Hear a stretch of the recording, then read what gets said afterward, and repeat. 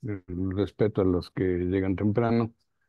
Si no hay inconveniente, vamos a dar inicio a la conferencia del doctor Raúl Peña Rivero. El doctor es eh, investigador de la ICIME, de la Sección de Estudios de Posgrado de Investigación, y además es un miembro destacado de la red de expertos en telecomunicaciones del IPN. Le damos la más cordial bienvenida y le agradecemos su participación y su apoyo para este curso de radioaficionados que se está llevando a cabo en colaboración con la red de experimentadores universitarios. Muchas gracias y bienvenido, doctor. Buenos días, muchas gracias por la presentación, Jorge. Buenos días a todos. Gracias por estar aquí presentes de forma, bueno, virtual, ¿verdad? Pero atendiendo esta plática. Así Espero que es. sea de su interés. Y bueno, pues sin más preámbulo, voy a compartir mi pantalla para que pueda iniciar.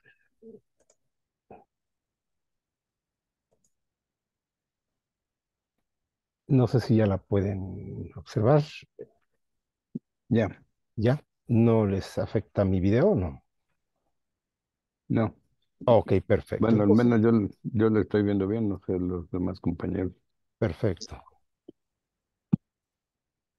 Bien, entonces voy a comenzar acerca de esta plática que espero que sea de su interés para todos aquellos que están llevando a cabo el curso de formación de radioaficionados, ¿verdad?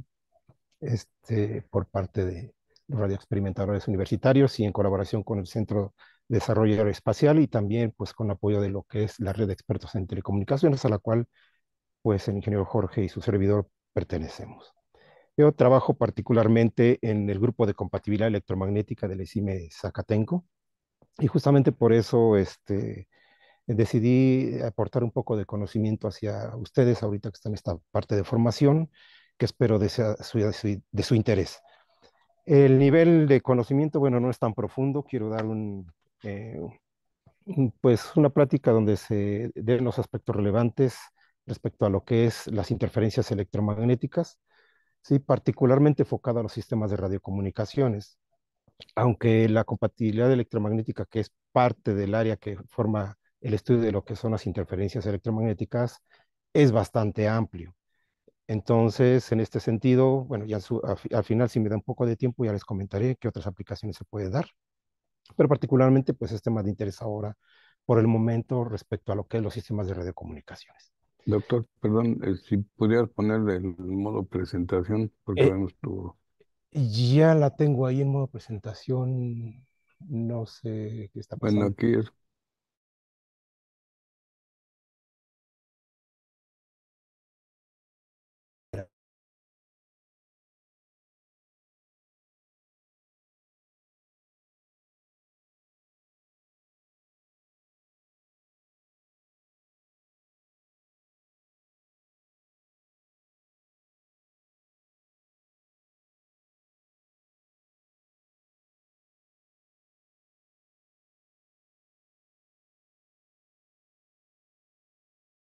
Voy a compartir.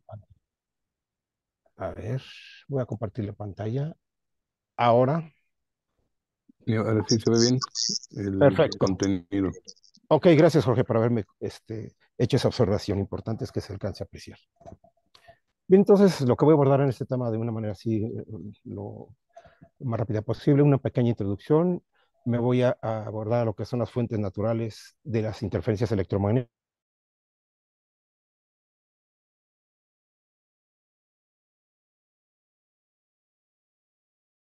En una tabla, podemos ver en este caso el tamaño de las gotas de lluvia y bajo sus diferentes precipitaciones, ¿verdad? Por ejemplo, cuando tenemos bruma, niebla, cuando está nuboso, la lluvia ligera, lluvia media y la lluvia intensa. El tamaño de partícula definitivamente afecta mucho en lo que es las comunicaciones porque en este caso, pues lo que nos va a generar es atenuación en la señal. Y obviamente, pues esto hace que la calidad del sistema de comunicaciones pues se vea en este caso afectada. Bien, pero no solamente los hidrometeoros son los que en este caso pues nos generan problemas, sino también tenemos los componentes que en este caso forman la atmósfera. Ahí vemos la cantidad de porcentaje de volumen que de cada uno de los gases que encontramos en el aire, sí, donde podemos notar principalmente que el nitrógeno tiene una alta concentración el aire y el oxígeno, y de ahí el argón, el dióxido de carbono, el neón, el helio, el metano, el criptón, el dióxido de nitrógeno, el xenón y el hidrógeno tienen cantidades que son muy inferiores. Entonces, y de hecho casi son despreciables. Entonces podemos decir que las señales electromagnéticas pues prácticamente se van a ver afectadas por lo que son los gases del hidrógeno, del nitrógeno, perdón, y el oxígeno, que a final de cuentas nos van a dar en este sentido un cierto nivel de atenuación de la señal. Pero solamente hablamos ahí de la cuestión de atenuaciones, pero en realidad la atenuación no es el único problema que se presenta en las interferencias electromagnéticas, sino la distorsión que se encuentra en las señales que son enviadas a través de, en este caso particularmente, el canal de transmisión que puede ser inalámbrico o por aire. Entonces, como fuentes naturales de interferencias, tenemos en primera instancia lo que es los rayos, ¿sí? Aquí tenemos una fotografía de los rayos. Las reflexiones que se presentan en la capa de la Tierra, ¿sí? Que cuando nosotros transmitimos, inminentemente vamos a tener reflexiones, ya lo comentó el doctor Ricardo Meneses en su conferencia que dio la semana pasada, el viernes, ¿sí? Lo que son las cargas electrostáticas, ahorita voy a abundar un poco acerca de esto, y lo que son las manchas solares, la actividad de las manchas solares. Entonces, esas son fuentes de interferencias electromagnéticas que definitivamente lo que van a hacer es perturbar nuestra señal de información una vez que se encuentre en el aire y que finalmente pues, va a degradar su calidad.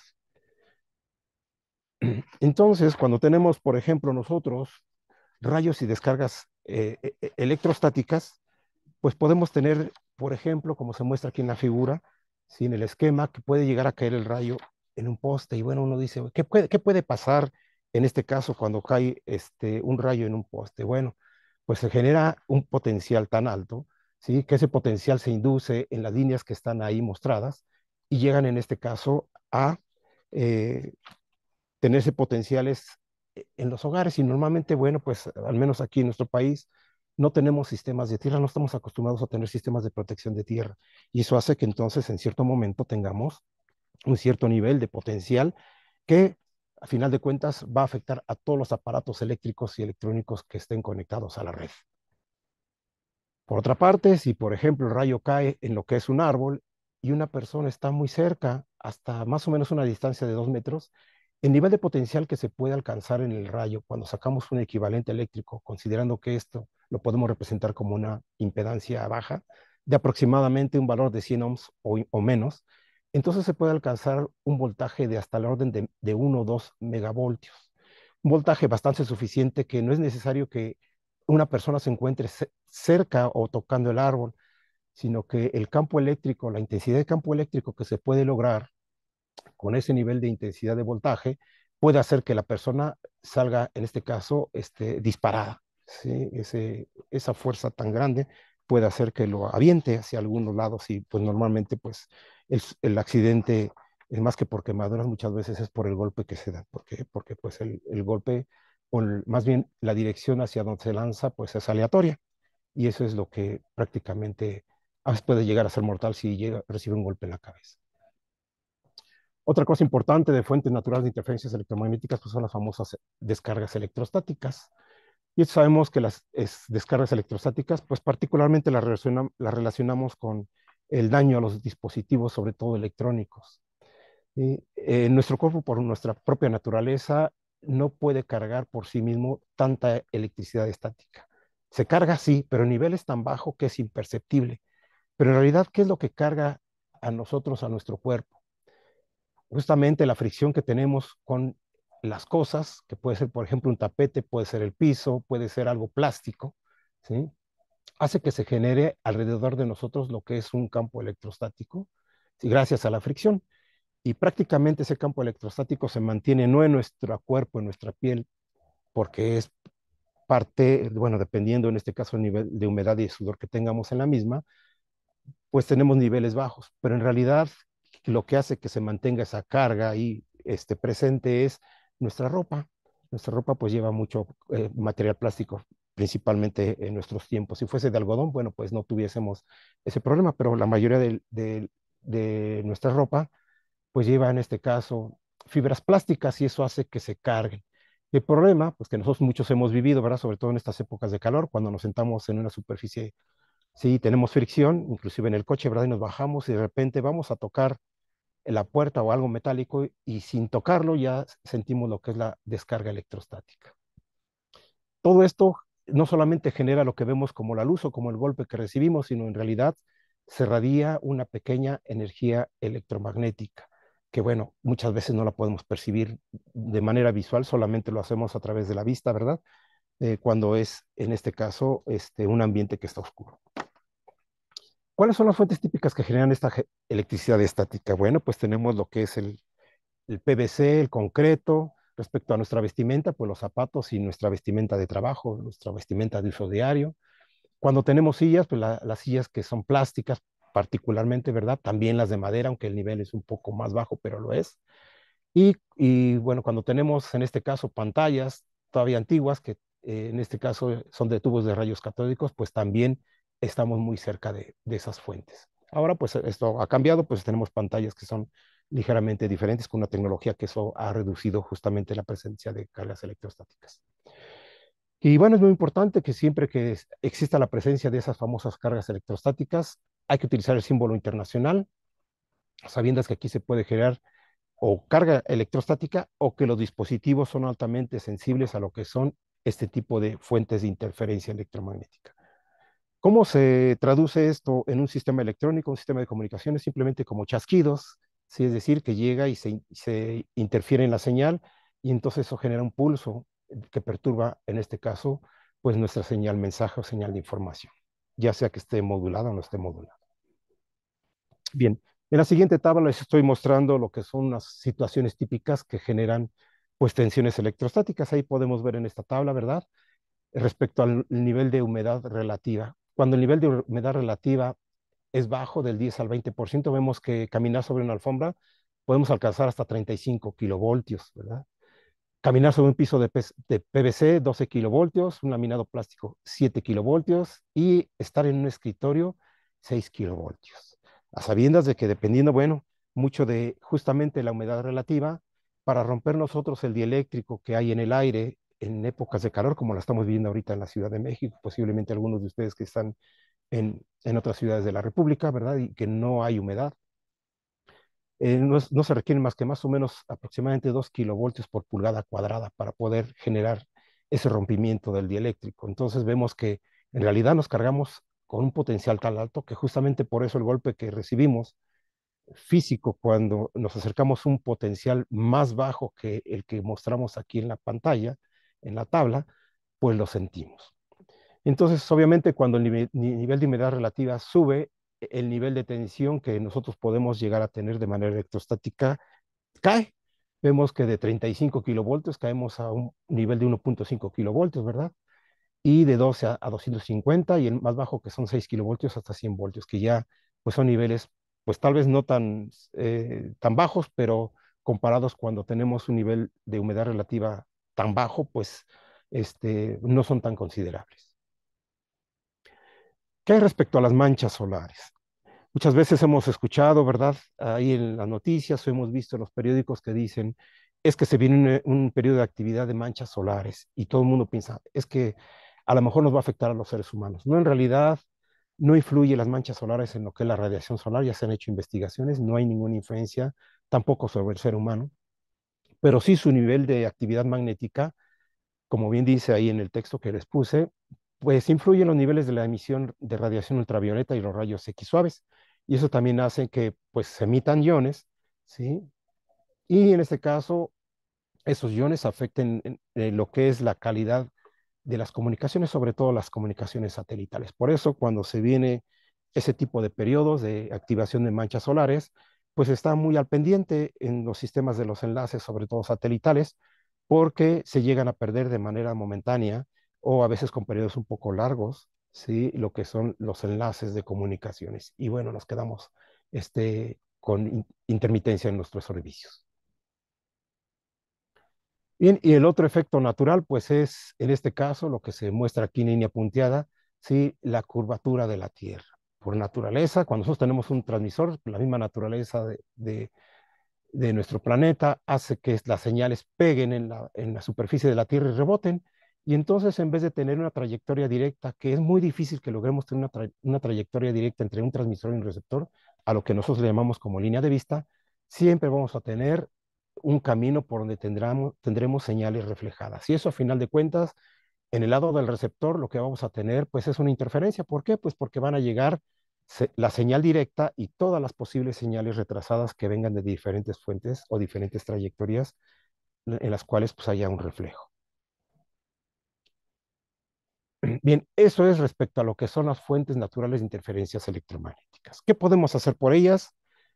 Pues prácticamente lo único que podemos hacer es medirlas, caracterizarlas y entonces tratar de poner algunas soluciones. Diferentes soluciones son diversas, dependiendo de qué es lo que queramos en este caso reducir y sobre todo que nos estén afectando. Algo que es bien importante que se debe de comentar respecto a lo que son las interferencias electromagnéticas es que todas las señales electrónicas van a contener ruido o van a ser perturbadas. Mi teléfono del celular, que me costó muchísimo dinero y es de una buena marca, de altas prestaciones, etcétera, ¿tiene la señal limpia? La respuesta es no. Todas generan interferencias, todas tienen señales distorsionadas, ¿sí? Eh, Se están perturbando, ¿sí? Lo que sí es que los niveles de esas perturbaciones son tan bajos que en realidad permite que el sistema electrónico funcione justamente para lo que fue hecho. Cuando los niveles de las señales son suficientemente altas y perturban el funcionamiento, entonces se dice que, en este caso que le estoy poniendo, que sería mi teléfono, se considera como un sistema víctima, ¿sí? Porque en este caso está siendo perturbado por una señal ajena al mismo. Entonces, después de las fuentes de interferencias electromagnéticas naturales, tenemos lo que es las fuentes de interferencias electromagnéticas hechas por el hombre, ¿sí? Aquellas que son fuentes hechas de interferencias electromagnéticas hechas por el hombre pueden ser intencionales o pueden ser no intencionales, ¿sí? Y como bien dice ahí en el texto que les escribí, la mayoría de las interferencias hechas por el hombre es del tipo no intencional, como por ejemplo, pues nuestro teléfono celular, nuestras estaciones radio base para lo que es comunicaciones de AM, de FM o de broadcasting de televisión, ¿verdad? Pero puede llegar a ser una fuente de interferencia que sea del tipo no intencional, como pueden leer ahí, puede ser por una mala planeación de la telefonía móvil, ¿verdad? Un mal reuso de las frecuencias, por productos de intermodulación, por otros servicios que están utilizando, por ejemplo, esas bandas de frecuencias, o simplemente porque yo sé cómo hacer un oscilador, un mezclador, un pequeño amplificador, poner una antena y radiar. Y entonces, sin importarme a quién esté afectando, invado el canal de comunicaciones de alguien. Entonces, eso se vuelve en una fuente de interferencia que va a estar afectando a a otros sistemas. Pero no solamente son esas, sino también, como dice al final, también las fuentes industriales. En las fuentes industriales también tenemos fuentes de interferencia bastante importantes y uno va a decir, bueno, ¿cuáles son esas? Bueno, pues podemos empezar desde lo más visual, que es el Wi-Fi, ¿verdad? Que utilizamos, el Bluetooth, ¿sí? Nuestros sistemas de telefonía celular y también las fuentes magnéticas, pues sobre todo en la industria manufacturera, pues lo que se tienen son motores que pues son una fuente magnética importante de interferencia electromagnética y que no son del tipo intencional, sin embargo, hacen que se afecten no solo los sistemas de comunicaciones, sino también los sistemas de control y toda la parte electrónica que tengan en esa industria. Bien, aterrizando un poco en lo que es tema relacionado con lo que es la radiocomunicaciones, bueno, dentro de las interferencias provocadas por el hombre, pues tenemos sistemas no intencionales que utilizamos para la radiodifusión, ¿verdad? Que es la diapositiva que está en la parte superior media, ¿sí? Que puede ser también para red de telefonía móvil, que está del lado derecho. Pueden ser las comunicaciones por televisión, tenemos una antena ahí, ¿verdad? O las comunicaciones satelitales. Pero no solamente esas, sino también podemos tener lo que son comunicaciones militares por radio y teléfono, sistemas de radar comerciales, el control de tráfico aéreo, los sistemas que se utilizan en la astronomía, las fuentes industriales que acabo de comentar y particularmente una interferencia que nosotros le llamamos como una interferencia que no es no intencional, sino más bien es una interferencia intencional. ¿Qué es interferencia intencional? Tal vez ustedes lo han escuchado por ahí o lo han leído, que se le conoce como el jamming. Y ese jamming de lo que se trata es justamente de generar una interferencia de tal manera que interrumpa los sistemas de comunicaciones. Esto últimamente se ha comentado mucho, sobre todo en los centros penitenciarios, ¿verdad? Porque pues ha detectado que por ahí hay algunas cosas que se están haciendo de forma indebida y justamente es ahí donde se hace aplicación de este tipo de cosas. Pero no solamente a ese nivel, sino todavía se escala a niveles todavía más fuertes como son las guerras electrónicas, donde ahora sabemos que pues lo que se hace es enviar una señal de alta potencia entonada a una cierta frecuencia y entonces bloquear los sistemas de comunicaciones de, en este caso, el enemigo. Y de esta manera, bueno, pues también es una fuente de interferencia bastante importante porque nosotros sabemos que en una situación de ese tipo, quedarse incomunicado, pues prácticamente, pues es perder casi la guerra.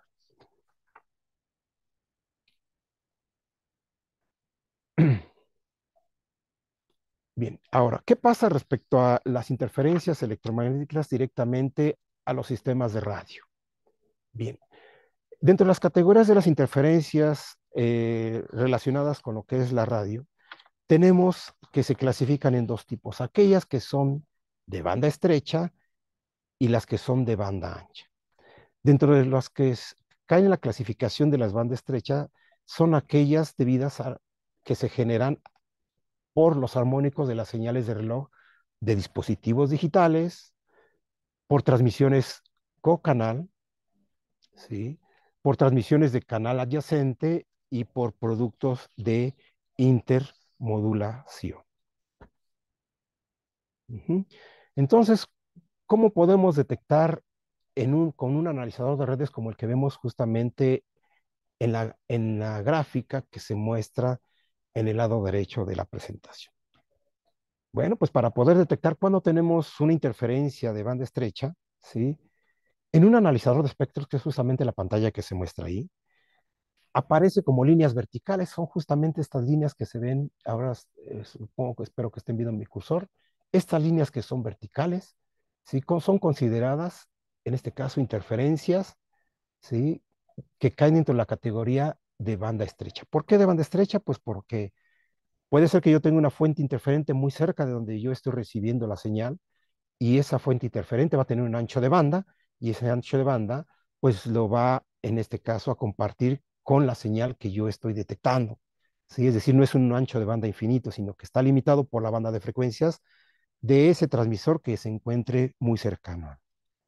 Entonces, prácticamente si yo agarro un equipo, una antena, un analizador de espectros y empiezo a ver líneas verticales como las que ahora estoy señalando, inminentemente yo veo que tengo ahí señales que pueden ser armónicas, pueden ser interarmónicas o no pueden ser armónicas de algo, sino simplemente pueden ser señales de una fuente que esté, en este caso, apareciendo ya sea de manera aleatoria o esté apareciendo de manera periódica. Pero yo puedo, en este caso, detectar que tengo una señal que no debería estar ahí en el canal, sobre todo si yo ya tengo, en este caso, la licencia para poder yo hacer uso de ese canal y su espectro de frecuencias. ¿Ok? Entonces, lo que se puede hacer es justamente agarrar un equipo de esos y ver si se tiene, en este caso, interferencia del tipo de banda estrecha. Luego tenemos lo que son la interferencia de la banda ancha. En la banda ancha, lo que podemos encontrar es interferencias debido a armónicos que se hacen presentes en las fuentes de alimentación conmutadas. Nosotros sabemos que tenemos dos tipos de fuentes de alimentación, perdón. Las fuentes de alimentación que conocemos como lineales, que llevan un regulador y llevan un filtro LC y ya para estabilizar la tensión y ya la utilizamos para los fines que la queramos. Y que sabemos que una de las grandes ventajas de ese tipo de fuentes es que su eficiencia es muy baja, por debajo del 20%. Y para aplicaciones de electrónica digital o sistemas digitales, pues son muy lentas porque no tienen la capacidad de poder, en este caso, suministrar pulsos de poca duración con altas corrientes. Eso hace que entonces, en la actualidad, con la tecnología que utilizamos, que es digital, pues tengamos una eficiencia tan baja. En los sistemas analógicos, cuando utilizamos operacionales, transistores en diferentes configuraciones, pues no teníamos tanto problema siempre y cuando fueran para cuestiones de amplificación. Y bueno, cuando teníamos conmutaciones de tiempos de conmutación muy largos, es decir, del orden de microsegundos. No había tanto problema y se puede utilizar todo ese tipo de fuentes. Pero en la actualidad ya no, porque los tiempos de conmutación de los dispositivos digitales andan del orden de los nanosegundos y necesitamos tener fuentes de alimentación que tengan la capacidad de poder dar una alta corriente en un intervalo de tiempo tan corto. Entonces, para eso se hace uso de lo que son las fuentes de alimentación conmutada, que no es más que una fuente que lleva una fuente lineal, ¿verdad? En su entrada, de ahí lleva un oscilador y justamente ese oscilador va en el orden de entre los 100 y los 250 o 300 kilohertz, por ahí más o menos se encuentra, ¿sí? Es un oscilador de tipo cuadrado, a veces casi semisenoidal, y genera armónicos. Y esos armónicos se presentan justamente en la terminal positiva de esa fuente de alimentación. Y entonces, cuando conectamos el circuito o nuestro sistema, esos armónicos propios de la fuente conmutada los inyectamos a nuestro sistema, que de por sí pues ya va a tener sus propias y entonces se van a compartir. Justamente uno de los grandes problemas de las interferencias electromagnéticas en los sistemas electrónicos se presenta en la fuente de alimentación y es donde tenemos que poner mucha atención. ¿Por qué razón? Pues porque sabemos que la fuente de alimentación se comparte muchas veces en diferentes etapas de nuestros sistemas. Por ejemplo, puede ser un sistema de nuestro amplificador de bajo ruido, ¿verdad? Nuestro sistema de amplificación, etcétera. Y por esa razón, pues es una fuente importante de interferencia y que está considerado como de banda ancha. Otra fuente, pues es la formación de los famosos arcos en las líneas aéreas de transmisión eléctrica. Muchas veces tal vez hemos caminado por las calles por donde vivimos, ¿verdad? O por donde andamos y de repente escuchamos un zumbido en el poste. Y pensamos que posiblemente ese zumbido es algo natural, en este caso, el potencial que está manejando, que sabemos que en las líneas eléctricas, sobre todo los cables que están formados en grupos de cuatro, pero en forma horizontal, son de alta tensión, son de kilovoltios. Y los que están puestos alineados de forma vertical son del orden de los 100, de los cientos de voltios, 110, 220, 380 o 360 voltios, ¿verdad? Pero justamente esos arcos se presentan en las altas tensiones y en las uniones donde están, en este caso, dos cables, donde es la terminación de una de las líneas de alta tensión con la otra. Y ese ruido que normalmente escuchamos, lo que está haciendo es un arqueo. Y ese arqueo se debe a diferentes circunstancias. Algunos lo conocen como efecto corona o como descargas parciales, etcétera.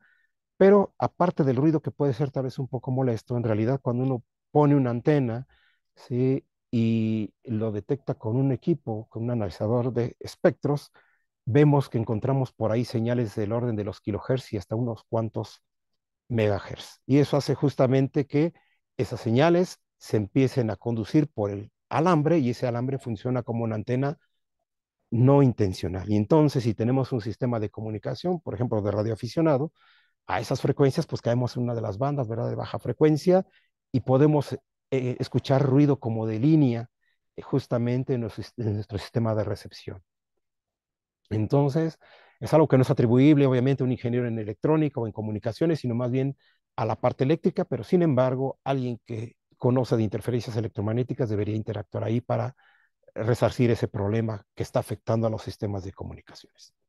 Algunos de ustedes tal vez conocen, ¿verdad?, que existe en Europa, sobre todo, particularmente, porque en Estados Unidos no ha sido aceptado, justamente por la Asociación de Radioaficionados, es que en Europa existe lo que es la comunicación de Internet por vías de líneas eléctricas, lo que le llaman el Power Line Communications.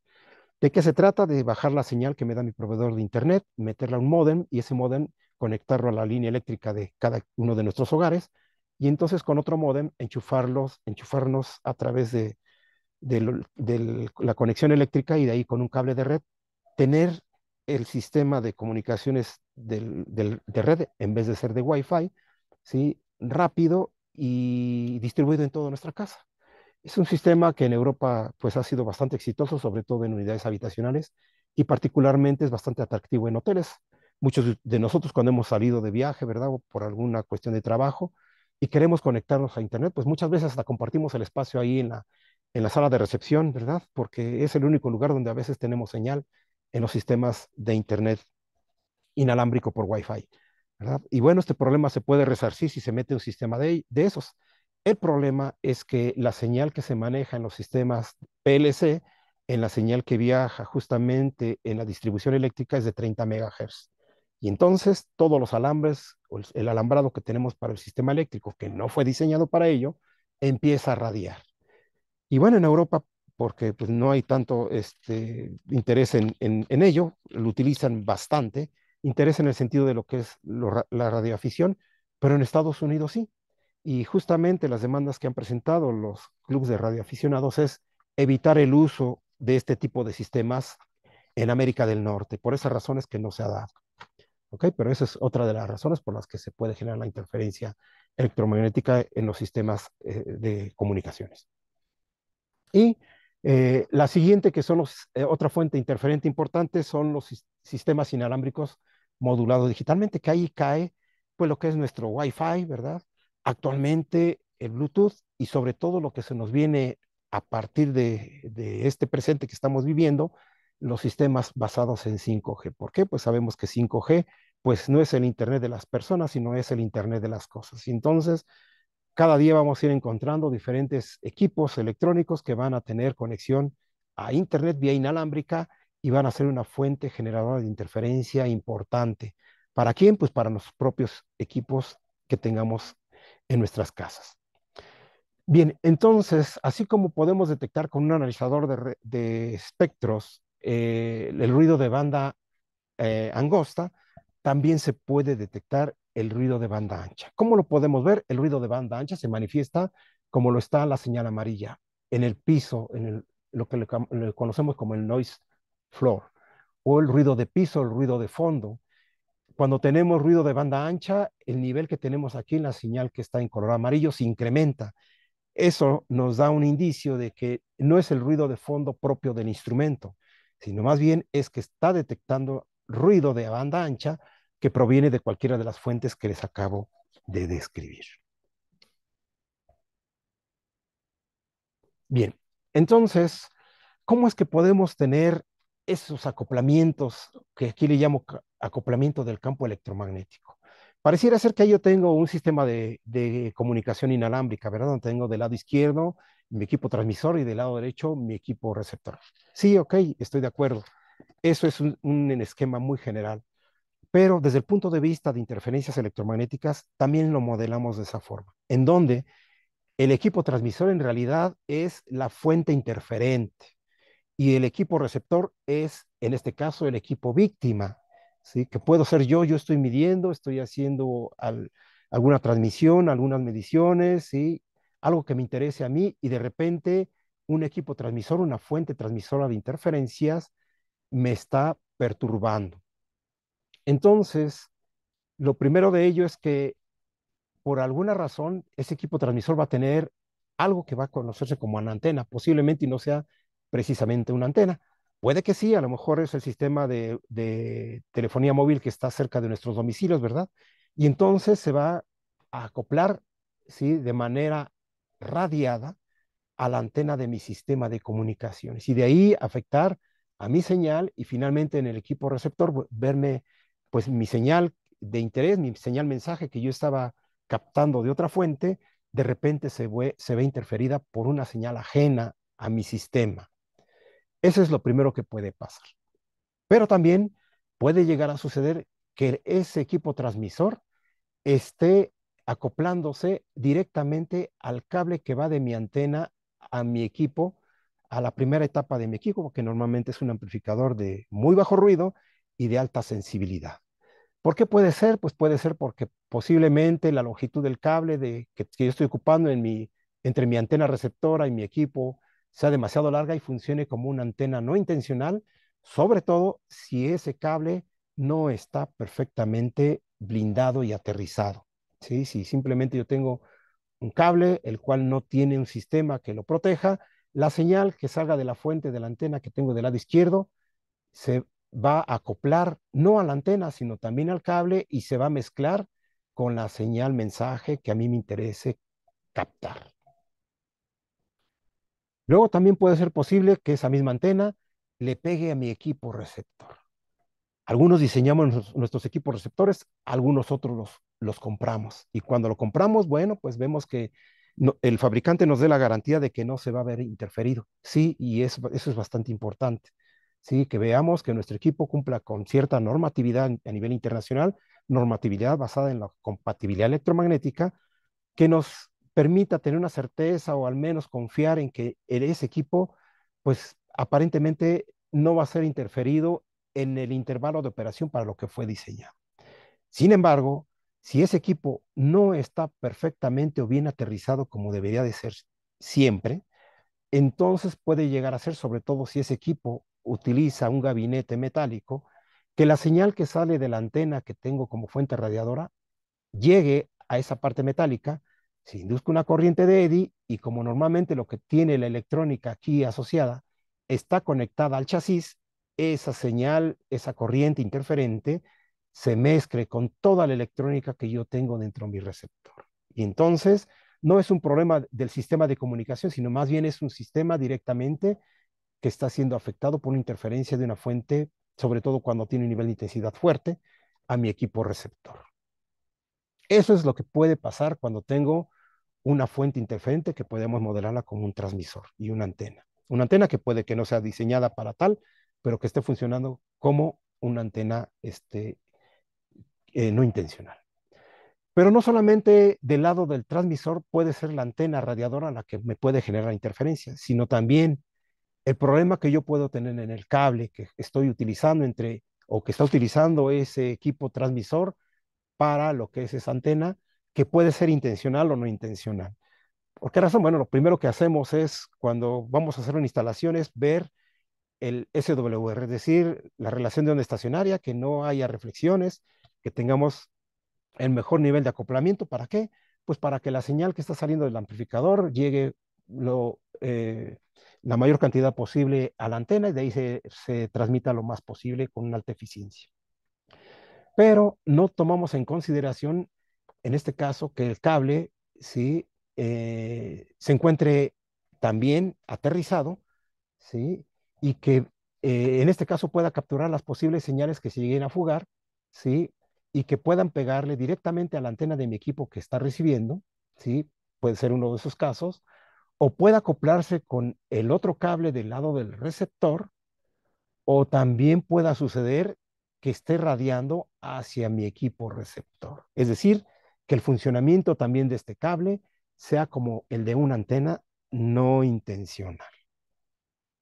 Entonces podemos ver que tenemos ahí 6 líneas, 6 posibles fuentes o trayectorias que nos pueden generar acoplamiento entre una fuente potencialmente interferente a un circuito víctima. ¿Okay?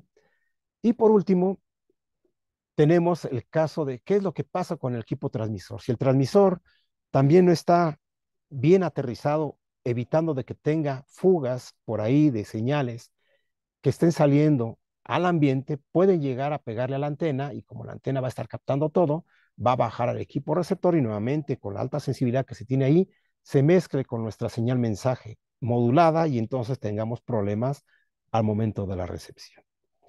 Y no solamente ahí, sino también puede que el equipo influya en este cable que nuevamente puede llegar a funcionar como una antena bajo las características que hace un momento les comenté. Y finalmente puede haber un acoplamiento entre el equipo transmisor y en el equipo receptor. Sí. Y este acoplamiento particularmente que está en la parte inferior se conoce como acoplamiento conducido. Si este equipo transmisor está conectado a la línea, sí, vamos a suponer que se encuentre en la misma línea en la red de distribución pública y el mío también, entonces, como se está compartiendo por cobre la conexión y por ahí se llega a la corriente alterna, también esa señal puede llegar a meterse en la fuente de alimentación y compartirse en mi equipo receptor. Entonces, como podemos ver, tenemos una posibilidad muy alta de que podamos ser interferidos de diferente forma, de una manera, ya sea intencional o no intencional. Y bueno, ya por último, para cerrar esta plática, aquí están las fotografías de justamente las interferencias que se generan por la industria. Tenemos lo que son los motores, ¿verdad?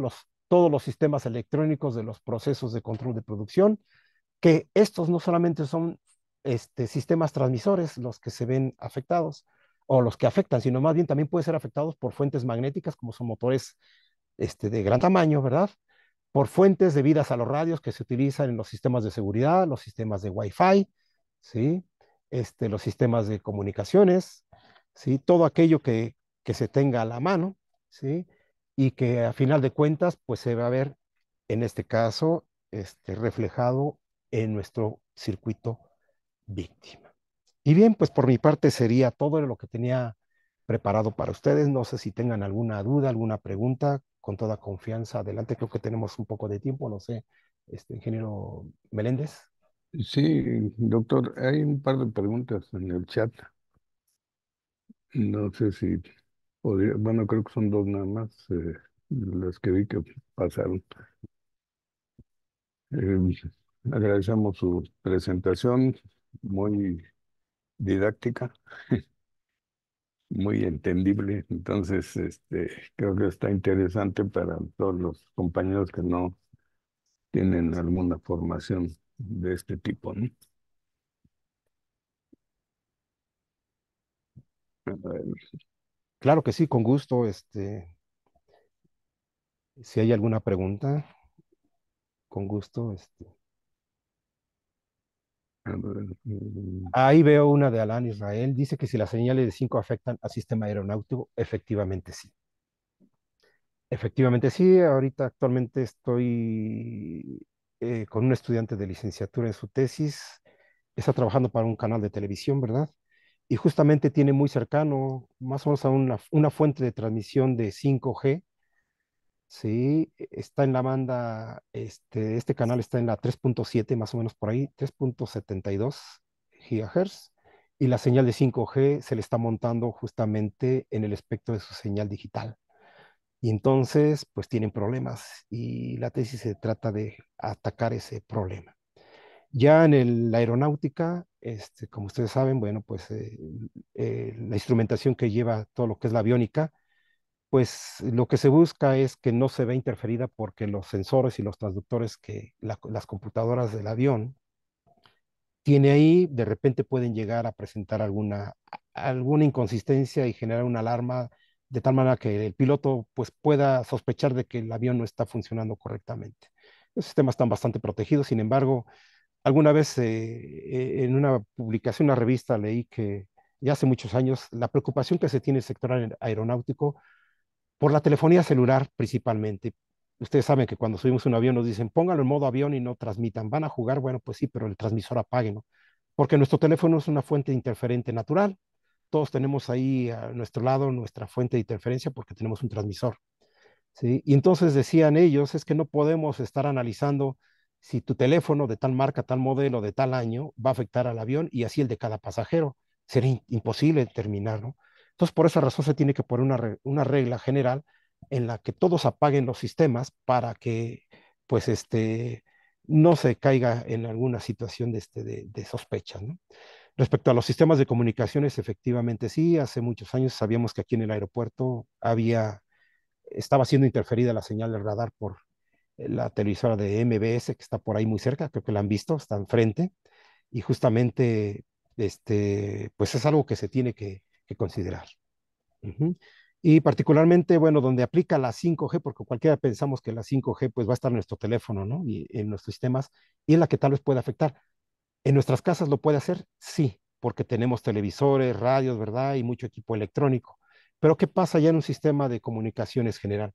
Pues sí, porque los transmisores que mandan al satélite, inclusive la 5G, para poder distribuirlo en toda la República y hacer los enlaces, lo hace vía satelital. En este caso se interfiere en la comunicación satelital y entonces por eso vemos que sufrimos de interferencias, de repente tenemos enlace, de repente sí, de repente no. Entonces, sí se espera y de hecho es una preocupación ahorita que hay, justamente porque el 5G, pues sabemos que va a trabajar en diferentes frecuencias. Actualmente estamos por ahí, por debajo de los 20 gigas, ¿verdad? Es lo que se está manejando en América, pero se piensa que va a rebasar ese intervalo y se va a ir a los teras y entonces eso hace que la longitud de onda sea más pequeña y sea más penetrante en todos los sistemas. Entonces, bueno, pues como ingenieros en comunicaciones y electrónica y quienes estemos por ahí interesados en ello, en investigaciones, hay mucho que hacer de aquí en adelante. Hay una pregunta de Arturo. Adelante, si no lo alcancé a leer, a ver, voy a abrir aquí el chat. Ah, Bueno, no sé, Arturo tiene dos preguntas que hizo anteriormente en el chat. ¿Qué procedimiento se puede seguir para ir descartando o eliminando estas posibles fuentes de interferencia? ok. Y otro comentario, ¿hay alguna guía o metodología a que se pudiera compartir o la cual consultar? Es difícil, es muy difícil. Hay libros básicos que se van a la parte fundamental de lo que es los campos eléctricos y magnéticos y de ahí, bueno, la habilidad que uno va desarrollando para poder atacarlo. ¿Qué es lo que hay que hacer? Es justamente cuando damos nuestras clases, al menos particularmente yo, es como cuando llegamos al médico, perdón por la analogía, ¿no? Llegamos al médico y le decimos, me duele en tal parte de mi cuerpo. Y el médico, bueno, pues nos empieza a hacer ciertos cuestionamientos. Y de ahí se va con ayudas visuales, ¿verdad? Vete a hacer unos rayos X o una resonancia, una ecografía, ¿verdad? O este ultrasonido. Y en función de lo que él va viendo, entonces ya va determinando. De una manera muy similar lo tenemos que hacer nosotros. ¿Qué es lo primero que tenemos que hacer? Si sospechamos que tenemos alguna fuente de interferencia, lo primero es tener un analizador de espectros y una antena y empezar a ver, así como les mostré esas señales en la pantalla, ver cuáles son las posibles fuentes de interferencia. Si son propias de ustedes, de algún sistema que tengan cercano, ¿sí? En los cuales ustedes puedan influir y en este caso resolver la interferencia, o si es alguien que se está metiendo y que ustedes no pueden tener control sobre ello. ¿Sí? Como acabamos de ver, hay fuentes que son, en este caso, radiadas y fuentes que son conducidas. Entonces, es bastante complicado. Si estamos en la etapa de diseño, normalmente les damos algunas reglas de diseño, qué es lo que deben o no deben de hacer, cuando hacen los PCBs o las tarjetas de circuito impreso, los trazados, dónde colocar, por ejemplo, en un sistema por ejemplo, de la laptop o del teléfono celular, la antena, que es una fuente de interferencia propia de tu sistema, poner en un punto donde no afecte a tu propio sistema. De hecho, ustedes han visto en sus laptops cuando más allá de los 45 grados cierran la pantalla, ¿sí? Se apaga el transmisor justamente porque si no se apagara, entonces radiaría hacia donde está el teclado, que es donde está el procesador y toda la electrónica, y entonces ya se perdería toda la comunicación y tendrían que reiniciar todo, ¿sí? La antena se encuentra en la parte superior de la pantalla y justamente con esa razón, en el teléfono celular igual. Ahora, aquí hay que hacer un estudio bastante profundo porque las fuentes de interferencia pueden ser eléctricas y pueden ser magnéticas. Es bien conocido que cuando la naturaleza es eléctrica, pues utilizamos una jaula de Faraday. Sí, es la teoría Easy. Pero cuando tenemos una fuente magnética, ahí sí nos ponemos a temblar, porque sabemos que la mayor parte de los materiales, ¿sí? Tienen una permeabilidad magnética relativa unitaria, ¿sí? Y ahí tendríamos que utilizar materiales paramagnéticos y eso nos complica mucho en este caso las situaciones. Pero bueno, desafortunadamente no hay un libro en el que te dé todo, sí puedes ir encontrando un poco acerca de las posibles fuentes e ir midiendo y una vez que vas midiendo, poco a poco irla solucionando. ¿Alguna pregunta? Creo que hay por ahí alguna más.